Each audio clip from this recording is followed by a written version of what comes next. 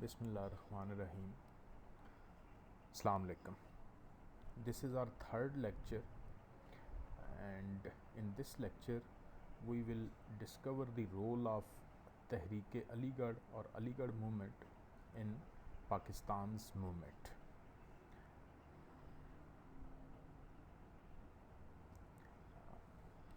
ہم سب سے پہلے یہ ڈسکس کریں گے انٹروڈکشن آف علی گڑھ موومنٹ. علی گڑھ موومنٹ کا جو ابتدائیہ ہے اس کو، کہ اس کا آغاز کیسے ہوا، کب ہوا، کیوں ہوا. تحریک علی گڑھ جو ہے اس کا آغاز 1857 کی جو وار آف انڈیپینڈنس ہے، جسے ہم جنگ آزادی بھی کہتے ہیں، اس کے بعد ہوا. اور سر سید احمد خان نے اس تحریک کو لیڈ کیا. وہ اس کے بانی رہنما ہیں اس تحریک کے. اور اس تحریک کے جو ہے وہ دیر پا اثرات، لانگ لاسٹنگ امپیکٹس جو ہیں وہ تحریک پاکستان کے اوپر ہیں. سیکنڈ پوائنٹ اگر آپ سلائیڈ میں دیکھیں تو اس میں کنٹیکسٹ، بیک گراؤنڈ آف علی گڑھ موومنٹ ہے. اس پوائنٹ میں ہم یہ ڈسکس کریں گے کہ وجوہات کیا تھیں، بیک گراؤنڈ کیا تھا جو کہ وجہ بنا اس تحریک کے احیاء کا یا اس تحریک کے شروع ہونے کا. تو مختلف وجوہات تھیں. مثلاً جو 1857 کی جنگ آزادی تھی، اس کے بعد جو برٹش راج تھا یا انگریز راج تھا، اس میں مسلمان جو ہیں وہ زیر عتاب آ گئے. صدیوں سے مسلمانوں نے اس خطہ کے اوپر حکومت کی تھی، اور انگریزوں نے چونکہ حکومت جو ہے یا حکمرانی جو ہے وہ مسلمانوں سے چھینی تھی. دیٹس وائی وہ بہت کاشیس تھے کہ کسی طرح سے ان کو جو ہے وہ سائیڈ لائن کیا جائے، یعنی کہ مسلمز کو. دیٹس وائی بہت ان سویلائزڈ قسم کی ٹریٹمنٹ جو ہے وہ مسلمانوں کے ساتھ روا رکھی گئی.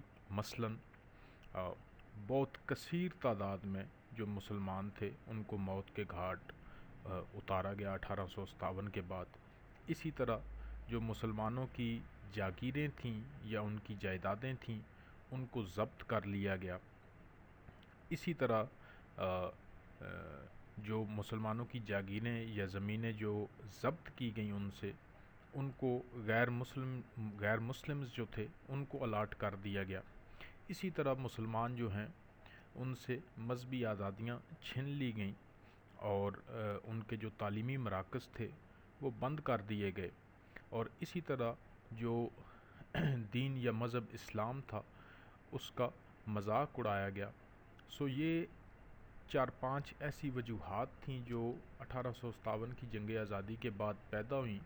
اور ان وجوہات کی وجہ سے سر سید احمد خان نے جو ہے وہ یہ سوچا کہ ایک اس طرح کی تحریک چلائی جائے جس سے مسلمان اپنا کھویا ہوا وقار جو ہے، یعنی کہ جو 1857 سے پہلے جس طرح مسلمانوں نے اس خطہ کے اوپر حکومت کی اور آزادانہ طریقے سے زندگی بسر کرتے تھے، اس کھوئے ہوئے وقار کو واپس بحال کیا جائے اور مسلمانوں کو ان کا جو حقیقی سٹیٹس ہے وہ ملے.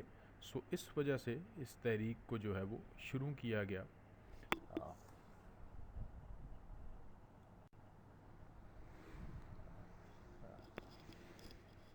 یہاں پہ اس سلائیڈ میں ایک پوائنٹ ہے، point number 3، head line how Aligarh movement started.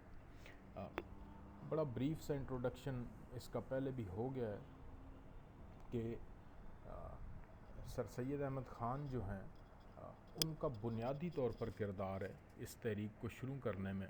اور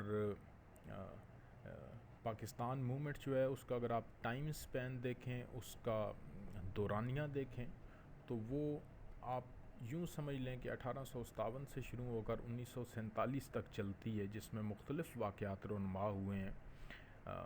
لیکن ون آف دی ارلیسٹ جو ہے وہ تحریک علی گڑھ ہے، جس نے مسلمانوں کو معاشی طور پر، سماجی طور پر، سیاسی طور پر اپنے پاؤں میں کھڑا ہونے پر جو ہے وہ ہیلپ کیا، مدد کی.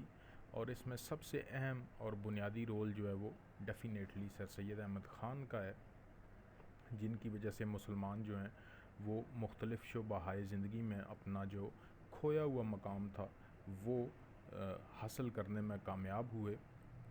اور یہ یاد رکھیے گا کہ جو تحریک علی گڑھ موومنٹ ہے یہ ایک کثیر المقاصد تحریک ہے۔ اس میں علمی خدمات ہیں، اس میں ادبی خدمات ہیں، اس میں سیاسی خدمات ہیں، اس میں مذہبی خدمات ہیں۔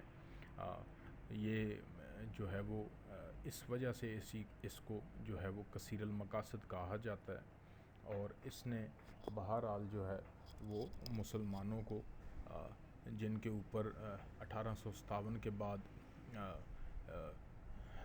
ملازمتوں کے، کاروبار کے، تعلیم کے، مذہبی آزادیوں کے دروازے بند کر دیے گئے، ان کو بہرحال اس علی گڑھ موومنٹ نے جو ہے وہ اپنا کھویا ہوا مقام واپس کرنے میں یا حاصل کرنے میں بہت بڑی ہیلپ کی، اور ان کو اپنے پاؤں پر کھڑا ہونے میں بہت زیادہ مدد کی۔ Thank you so much. This is and of the third lecture. Cap one thing in your mind کہ میں بہت بریفلی ان چیزوں کو ایکسپلین کر رہا ہوں. جب آپ بک جو ہے وہ اس کو دیکھیں گے تو اس میں ڈیٹیل وغیرہ جو ہے وہ موجود ہیں. And when we will discuss these lectures in our video session, then I will explain it to you thoroughly. Thank you so much.